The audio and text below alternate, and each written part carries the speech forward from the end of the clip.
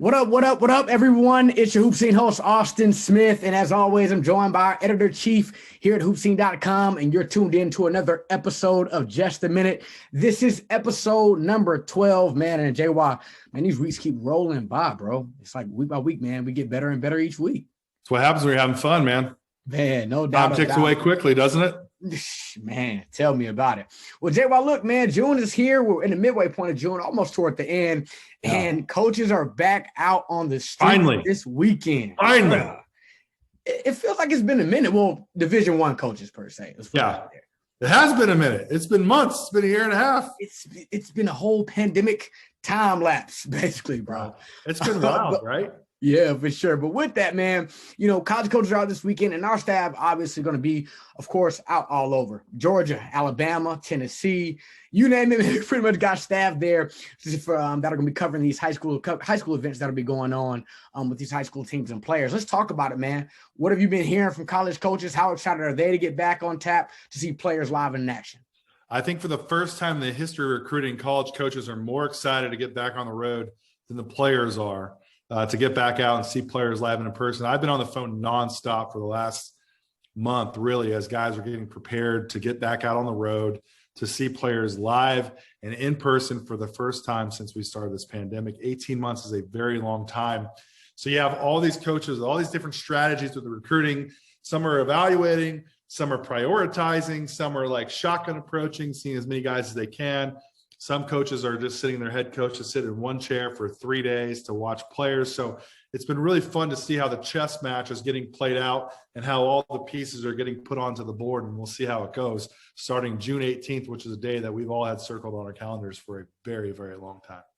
You know what, Jay? Well, I want to go ahead and ask you this question because I think it is actually a good segue into helping us for July. How do you think a player's performance, how they play in June, will affect them in July?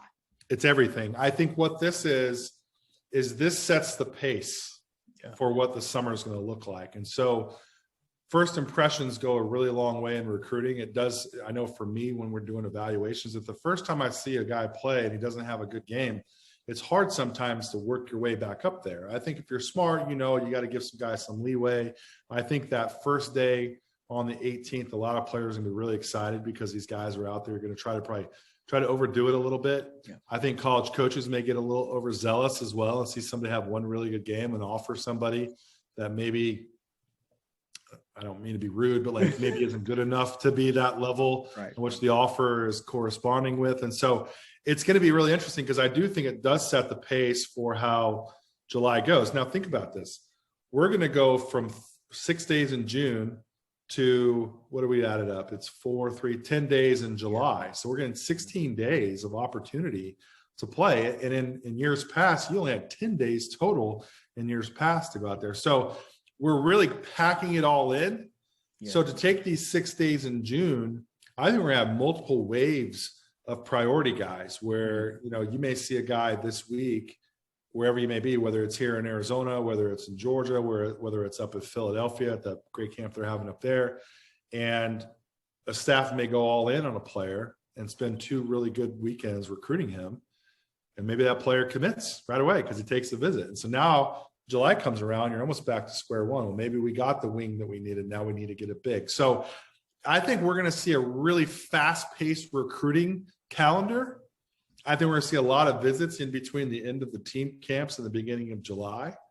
Yeah. And I think July will be another reset again. So I'm really interested to see how it plays out because we usually have a rhythm of how recruiting goes. And this time I think it's going to be fast and furious on a lot of different levels and layers. Yeah, it's going to be interesting for sure. I think overall, everybody's just pretty much excited to get back out there and hoop, man. That's it. And have coaches on the sidelines. Yeah. Aren't you? Huh?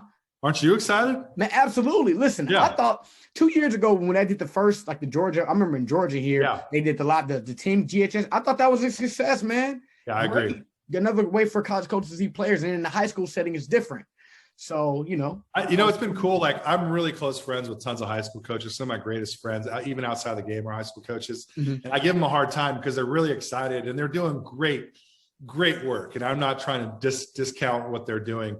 They're like, oh man, we got 200 plus teams from all over the Southeast. I'm like, man, we do 250 teams in our 16U division in July. We do this every weekend. So yeah, congratulations. You guys are killing it, but welcome to the show, baby. Like this is what we do on a regular basis.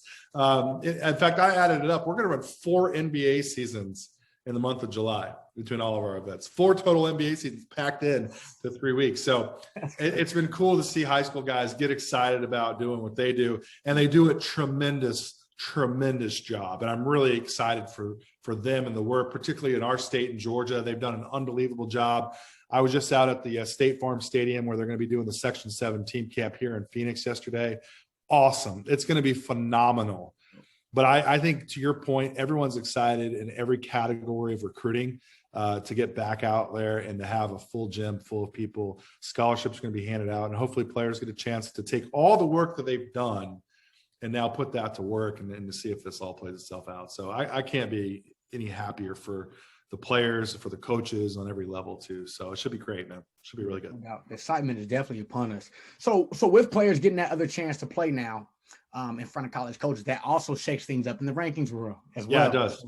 This is a chance for us to kind of take a look at maybe some national rankings in the class of 2022. So well, let's go ahead and run through that real quick, man. Let's look at the class of 2022 nationally. And let's talk about HoopSeen.com rankings. Yeah, so after Pangos camp last weekend in Las Vegas was a great opportunity for me to really dig in a little deeper, take a wide view of our class of 2022 rankings and our 23, even dabble a little in 24, even though I'm far from doing that one. But I wanted to really look at that. And I had some good feeling going into the camp of where my head was at with a lot of stuff. I've watched a ton of film. As you know, I've been out all over the country this year. I've seen as much as I can, but I did a reshake. Not too much. Now, we also haven't promoted our class of 22 rankings very much because, we just haven't seen everybody enough. And so now I feel like we have. So, yeah, we've done a refresh. If you go to HoopSeen.com, just search for rankings at the top. You'll find our national rankings at the very top in our rankings hub. Or Google it, just HoopSeen.com, National Rankings 2022. So enough of housekeeping. Let's start, right? Top 10, right? Let's go from there. Number 10, love Gerace Walker down at IMG Academy. We saw IMG play a ton this year. We saw them in the big high school tournament up in Virginia. We saw them play at their own events and streaming. We saw them play. They played a national schedule as they always do. And I think Gerace Walker on that team, in fact, they came out here to Arizona, and I'm thinking about it, play at the Border League, ran by our friends at Section 7. Gerace Walker is, to me, the guy that does so much at his position that you can play him down low because he's so big and strong, but you can also see him step out and hit threes. I think defensively, he poses so many problems. I think there is a little bit of modern day. He reminds me a little bit of the way Blake Griffin is used in his second half of his career, where he can stretch the floor and go out and shoot the three, but he's still a tough guy down low. He's not quite the protagonist that I think Blake Griffin is. It seems like every time I watch Blake Griffin, he's like locking arms and starting to fight playoffs. Like, we get it, dude. You're a tough guy. But I think Gerace Walker brings that level of versatility to the backcourt, or to the front court, for IMG. So I have him checked in at number 10 overall. I tell you, a guy that I really like, and I leaned on Andre Whitehead, our Tennessee editor, tremendously on this next pick, but Brandon Walker out of Nashville is number 9, 6'7", just absolute fluid, silky smooth athlete, had a pretty good shortened season this year. I think his upside is absolutely tremendous. He's built a little bit like Penny Hardaway, like this really long, thin, but quick and athletic and hard to guard. And it's like, if you're a 6'3" guard and you're out here trying to guard this guy, Brandon Miller takes 2 steps and he goes from the 3-point line to the rim. Just that long and really just hard to guard. Maybe 3 steps, 3 dribbles. But nevertheless, you get my point. I think for him, this is maybe more of an upside play for where he's going to be and project. But I think Brandon Miller, when we're looking at this class, there's a lot of really good guards. And we're talking about them obviously in this. But I think as a 6'7" guard, there's a lot of things there that I think you have to really like, and it's easy to see why he's number 9 in our rankings. Number 8, a guy that I just really liked a lot. We talked about him last week in our podcast, Derek Lively out of Philadelphia, or up in that northeastern area. Plays for Team Final. Is at the Westtown School. 7-footer, tremendous rim runner, tremendous shot blocker, tremendous rebounder, very thin. Tons of NBA guys loved him. We talked about him going into camp, why I moved him into the top 10. Remember that a couple weeks ago? There's a reason why he's in there. He justified that. And he could be even a guy that maybe he's even on the rise, even at number 8 overall. Here's my outlier. When you look at the national rankings at a composite level, when you pull up the 24/7 composite, which I still think is a really great tool in our industry, because it pulls in all the rankings from all the services, and they have some sort of algorithm and a robot that probably sits in the back room that computes all this data and they spit it out to the web for all of us. But Shaedon Sharpe is outside of the top 10 for a lot of people. I've got Shaedon Sharpe, who's here in Arizona, Dream City Christian. He's a Toronto. He's a Ontario kid. I love Canadian players. I've got him at number 7 overall. I think he's the most dynamic athlete that we have in the country. Tremendous high-level NBA athlete. We had Gerald Green when I was at Rivals in 2000 and, man, what year was this? 2005, maybe 2006, as our number 1 player in the country. And people, like, Gerald Green was a bust. Maybe he was, but Gerald Green also had a really, really long NBA career. One of the premier athletes in pro sports, right? Like, what's your, like, when you hear the name Gerald Green, what do you think of? Dunks, like, crazy athleticism in the hops. I mean, bro, high flying. Yeah, completely unique. Shaedon Sharpe is that guy in this class, just totally unique in that regard. I saw him a ton in the grind session. He was injured. He had a broken jaw, his jaw wired shut. He had a lot of things going against him this year, but he still stayed the course, had a tremendous year. I saw him back at my friend Tim Davis's Great Western Classic back in the fall when I was up in Salt Lake. And I was like, holy crap. And I saw him before. He played for, who did he play for? I saw him down at City of Palms a couple of years ago. And he put him on the list, as a guy that we need to keep our eyes on. Saw him again at Tim's Great Western Classic back in the fall. And then this year with Dream City Classic, just thrived. And that's why I have him number 7. I'm bullish on that comparative to the market. Yeah. But I really like him at number 7. And I think he's probably the most unique and dynamic athlete that we have in the class of 22 nationally. That's why he's number 7 overall. Number 6 overall, we saw him at the Bob Gibbons Tournament Champions, albeit for a game, was Chris Livingston. We've seen Chris Livingston a lot. He was at Best of South 2019 when we were downtown. Pre-pandemic, really drew a big crowd with that group. Saw him again. Dynamic guy. A lot of people have him number 3. He might be number 3 overall. But I've got him at number 6. Great positional size. Unique guy. I think there needs to be a little bit more consistency, and I'd really like to see more of a impact on the winning side of games for him to be a guy that we lock into that top 3 spot. If you're a top 3 guy, I think winning really needs to be something that when you say the player's name, that team's going to win big time games and big time matchups. And I think for me, that's the thing that maybe when I look at him again in that composite setting to where we have him, I've got him at number 6 as opposed to maybe number 3 in the class. So that's our 10 through 6, Austin. Out of all those guys, I think Shaedon Sharpe, man, that's the guy that I'm like, really, him and Brandon Miller. I'm really, man, I'm intrigued by those 2 dudes. Have you seen either one of those guys? No, I haven't, man. But if you're telling me that Shaedon Sharpe is giving you Gerald Green vibes, I need to go check this young fella out ASAP. Get that YouTube up, man. Like there's clips everywhere. He's destroying dreams left and right on the internet, I'm sure, dunking on dudes and ruining lives. I'm just still thinking about Gerald Green, man. Gerald Green was insane. That dude could jump. Like there's jumping, and then there's Gerald Green, crazy high flying ability. Yeah, I mean, like when I watched Gerald Green back in the day, like we knew we were watching. I mean, I hate to say generational, but like, man, I'm thinking back to the last 15 years, like who was like a better, just pure athlete, better than him that sustained that. Like Gerald was a freak even into his 30s playing in the NBA. And again, he played in the NBA for a really long time. He had pretty good seasons with the Nets and the Rockets, went back home and, had some good opportunities with some guys. But I think Shaedon Sharpe has a lot of that similar capability. And again, we had Gerald Green number 1 overall in the nation. So it's not like people forget, like that dude was the dude, Wow. All right, man. Look, so you went through 10 through 6. Okay. So now it's time for that undisputed, JY's top 5, the HoopSeen.com top 5. The people want to know, man. Let's go through it. Yeah, so Pangos camp, we talked about it last week in the breakdown of our top 10 guys from the camp. I raved about Keonta George and what an effortless score he is. I compared him, or I said he's got a lot of Bradley Beal qualities and capabilities. The Texan, the Louisville high school guy, Keonta George is tremendous. I moved him up to number 5 overall. He wasn't number 6, number 7, moved him up a couple spots. Again, I think he's a guy that has plays that translate into winning opportunities. I know he had some struggles this year at the high school, but to their defense, they played an absolute just like American Gladiator style schedule where they played everybody all over the country. And like one day they're here in Phoenix, the next day they're up in Virginia. I mean, I'm seeing them all over the country. I don't even know what their home court is, but along the way, you start to stack up matchups where you're playing Ty Washington one game. And then the next game you're playing like Kennedy Chandler, right? And so like you're just playing these dudes left and right. That's really making you work. And Keonta George, I think at Pangos camp, really stayed in the narrative about him that he's the most dynamic scorer, I think, in the class. I moved him up to number 5. I thought it was an easy choice. Just an absolute dominant scorer and a guy that I think we'll see up in the top scoring charts for years to come, whether he goes the G League route, whether he goes to college. He just visited Texas, which we just talked about last week.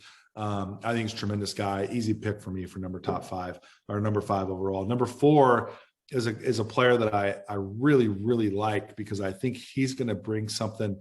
With Dyreke Whitehead, I've seen him at Montverde and I've seen him at USA Basketball. I've seen him at different camp settings where every time I see him, I see a new facet of the diamond. Yep, I was just about to say that. Mm-hmm. Yeah, like when I say his name, what do you think of, like when you've seen him? I think about a player. The biggest thing is a player who continues to get better. It's something new every single time. And I got a chance to watch a little Montverde this year, and I think that the game was on ESPN. I can't remember what game it was. I think it might have been the tournament where Sunrise had played in. But I was just amazed, man. This kid keeps getting better and better because I followed him in his younger years up until now. So. Yeah, it's funny. The first time I really saw him at a national level was maybe it was the U16 junior national mini camp in Colorado, and like his first step was just like that was his weapon. And then I saw him later, and his defensive capabilities was his weapon. Then I saw him again, and his passing was a weapon. Now his like shooting is becoming a more weapon. So like he's the type of player that really brings a lot to the table. Just took a visit to Duke, by the way, and I think he's going to be a guy that when we look back, particularly in July, like what head coaches are going to be there, and is he as we start the new John Shire era at Duke, is he going to be a player that helps move that forward and see if Duke can be a player? I still think Florida State is a team that we need to keep our eyes on with him as well. So they did a great job with players like him in the past. Look at Terrence Mann in the NBA. I think Dyreke Whitehead has a lot of similarities there. Number 3 overall is our only player that we have committed in the top 10 to a college is UCLA commit Amari Bailey out of Sierra Canyon. I think they're still playing high school basketball out in California. Yeah. They might have had a championship, but I think they might be playing after that too, man. I know it's been a wild year all over the place, but Amari Bailey, just the consummate, just continuous, just producer, high-level scorer, high-level interchangeable guard. I'm excited to see him again, particularly in these NBA camp settings, these USA basketball settings, to get him on that more apples to apples, which we talk about every single week. He's the type of guy that I want to see in that. So we've got him locked in at number 3, mostly because I just haven't seen him as much as everybody else. So it's not really fair to drop somebody if you haven't seen him as much compared to everybody else. So he's kind of locked in there. And if UCLA gets you committed really early, you got to be pretty good to be that kind of player, that a program that like that locks in him. So here's where we flipped it around. We've already talked about this before. This isn't brand new news, but Imani Bates now is our number 2 player overall in the country. And number 1 is Jalen Duren. And so we just flip-flopped those two guys. They're playing with each other on team final. We've obviously, if you have a Twitter account, you've seen that those two guys played each other. Jalen Duren went out in that matchup pretty publicly. And then Imani Bates decided to go joint team final. I'm still on the team that thinks Imani Bates is an elite, tremendous prospect. Clearly, he's number 2 overall in the country. I just think that speaks more to the volume of the type of player that Jalen Duren is. I don't need to go into it that much more about these two guys, Austin, because we talked a lot about Jalen last week. Imani Bates, as far as the ceiling's concerned, off the charts, the best guy in the class. But again, we got to start to see these production things that lead back into winning come into play. And for me, that's what I like in a player. I want guys that want to win, right? And like we saw, did you watch that Nets-Bucks game on Wednesday night or Tuesday night? I did. Okay. I have my kids here. We're out doing summer things. We go see a movie. We're going to go out to get some pizza. I just look at the app. I see the score. I'm like, oh, good for the Bucks, because I want the Bucks to win. I've got a vested interest in the easiest path to a championship in the NBA. So I want the lightest road possible for a particular team that I have a lot of relationships with. I'm biased. Wow, So I'm like, man. look at the Bucks to beat the Nets. I don't even think about it. So we go out to dinner, I look down, or the TV comes on, the game's on, and I'm like, I'm stunned. But Kevin Durant, what does he have? He's got an uncanny ability to take a game over. Jeez, like 49 or 50. I don't know. But Triple double. I mean, just historic. So if you want to be the number one player in the country, what kind of dog do you have when it matters against Giannis? By the way, why is Giannis not guarding KD? I think CJ, because everybody was on Twitter talking about that the other night. That's it. That's all I got. And then when James Harden, sorry, I'm going to go off on an NBA podcast. But when James Harden gives you the "no, I got this" on that baseline, where you know what I'm talking about, the turnaround jumper, and James Harden calls off. I think it was maybe Joe Harris or Shamit or somebody that wanted to come double down. And James Harden says, "No, I got this." You know you're in trouble. You know it's the bad night. Anyway. You got to have a dog. You got to have a closer gene in your game. And to me, I think Jalen Duren's got that in him more than anybody else. And that's why he's our number one guy. And as team camps comes around, I'll see a lot of guys out here in the West, which will be really good for us. Now, mind you, we just talked about our top 10. We're going to expand that thing out to 125 in about a month's time, maybe even more than that. So it's important for us to see everybody in these settings. I'll be out at Arizona for the Section 7 team camp. I'll be there Friday and Saturday. I'm going to watch online for the Georgia camp. It's going to be phenomenal. I'm going to dive into that tape early next week. We've got Breonna Patton, Josh Tech, Ty Young. They're all going to be there in Atlanta. Are you going to go out there to the team camp? I'm actually going to be out of town, man. I'm about to be headed out of town for a few days with some family. Are you going to like the lake, a body of water? What you got? I'm going to be in South Florida. I'm going to be a little bit of water. Yeah. You have a linen shirt unbuttoned halfway down your shirt. You got a like hat on. I already see how you operate. Austin. Kicking it, bro. Kicking it. I like it. Some kind of drink color in it, like orange or blue or purple or something. Who knows, man? Who knows? Probably Gatorade. Just Gatorade. Just Powerade. That's all of that. Simple stuff, bro. The easy stuff for me, man. Yeah, easy stuff. And then we'll have the Cortland Christian. He'll be at our Alabama stuff. Andre Whitehead will be in Tennessee. So we've got a lot of places covered. Obviously, if you follow anybody on social media, everyone's going to be out. Everyone's going to be reporting on stuff because we're excited to all be out there. Couple things. The class of 23, so rising juniors, could finally hear from college coaches beginning on June 15th. We've got tons of coverage on the site right now. Just pull up your mobile app or on HoopSeen. That's the first thing you're going to see is all of our live updates and who's hearing from who. I do think it's not that important as to who calls you on the very first day. I think that's probably one of the more overrated things in recruiting. But I think it is important to see like who is a priority for coaches in the class of 23. And I think that's what we're going to see too. You asked about how recruiting is going to go. I wouldn't be shocked to see college coaches spending a little bit more time now watching the 23 class to see, because I think this 22 class may have a lot of hit and misses. I really do. In 23, I think we're going to see a lot of guys go after that class and really study it pretty hard because it's their first real introduction to that class overall. So anyways, we have a lot going on. Make sure you follow us on Twitter. Make sure you follow us on Instagram. And, we always talk about this too, Austin. What do you got to do to get ready for July? You got to go register for our events, man. Do that, man. Better late. Don't get left out. That's what we had a meeting today. Our staff, me and Daniel Paccioni, Ty Young, and Mike Eddy. We're going to sell out of Best of South, actually. We're probably going to sell that pretty soon. So we've got over 600 spots for that. We're going to sell out of that event. I'm telling you, if you don't go, you're going to have kids leave your program because you're going to be pissed. So you go play at Best of the South. You got to go get registered because we're going to sell out probably before everybody gets going for July 4th weekend. Probably June 30th is when we're going to shut it down. So if you're watching this, if you're still with us, go register for Best of South. We got Louisville.